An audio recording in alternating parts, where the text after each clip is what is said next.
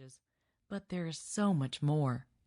We'll get to the emotional ride shortly, but first, some honest thoughts on the gory after the glory of having a baby. Bleeding. You knew there would be blood involved in childbirth. You may not have realized that Mom gets to wear a diaper afterward, too. The discharge, called lochia, is heavier with a vaginal birth than a C-section. Having had both, I can vouch for that. It's tissue from the lining of your womb and should turn from bright red to pink or brown and be about finished by the time you have your 6-week post-baby checkup, if not before. But it can feel like it goes on forever. The humongous pads provided in the hospital might seem bulky and bothersome, very institutional, but use them. Take home the extras. You'll change them often enough in the beginning not to care about anything but coverage. Plus, 6 weeks of pads gets expensive. Take home the sexy mesh underwear, too. Use it. Take it. Trash it. When you're breastfeeding, your uterus contracts, and it's likely you will feel gushes of blood when you stand up after, if not during nursing. You should err on the side of changing your pads too often, just to be ready for these times. Remember that Dad will have no idea what's going on inside of you as you attempt to feed the baby. I always felt a little reminder was in order. I'm not sure what I wanted him to say, but I'm pretty sure he didn't say it. Really, how could he understand? Still, I longed for his empathy.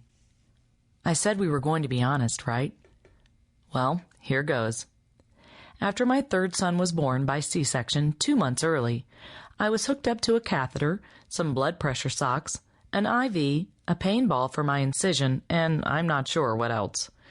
With 2 young boys at home, my husband was pretty much homebound and I was pretty much alone. If the whiteboard they use as a pain scale had been within reach, I might have hurled it across the room. I was trying desperately to find a comfortable position for my stapled stomach and get some rest, and suddenly I felt like I had to go to the bathroom right away. I was like a creature from a bad sci-fi movie, lumbering across the room with all my wires and machinery and 3-day dirty hair. When I managed to pull down and sit down, I thought I would pass out from the pain and the loneliness of the moment. And then my uterus dropped into the toilet. Or so I thought. By then I'd pulled the cord and a nurse was trying to assess the source of my tears. She assured me that it wasn't my uterus and told me I'd passed a blood clot the size of a grapefruit. Lovely. I share this for a couple of reasons, neither of which is to frighten you. If you don't feel right about what your body is doing, don't suffer in silence. Call the doctor. Clots are common at home too, though usually not that big. But if you aren't sure, ask. Here's the bigger picture. There are moments after having a baby, in the hospital and at home, that you feel desperately alone, rocked by the physical trauma you've just undergone and the ripple effects it has had on your body and spirit. Personally, I think it's preparation for the job ahead. Think how glass is tested and twisted in fire to become beautiful art.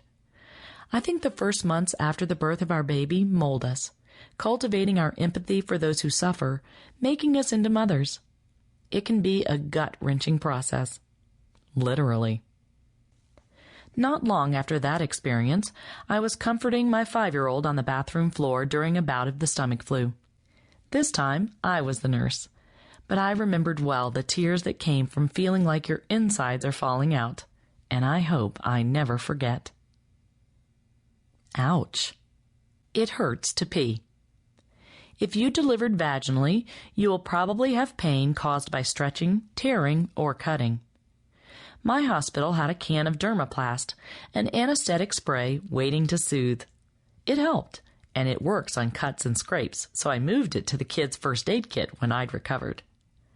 The hospital also recommended using a squirt bottle of warm water on the vaginal area to dilute the stinging potential of urine. I dreaded how much it would hurt to pee, so I waited until the last second. The squirt bottle doesn't help when it's not ready and waiting or the water is cold. But if you can plan ahead and bite your lip, it helps. If you're afraid to pee, imagine your delight when it's time for number 2.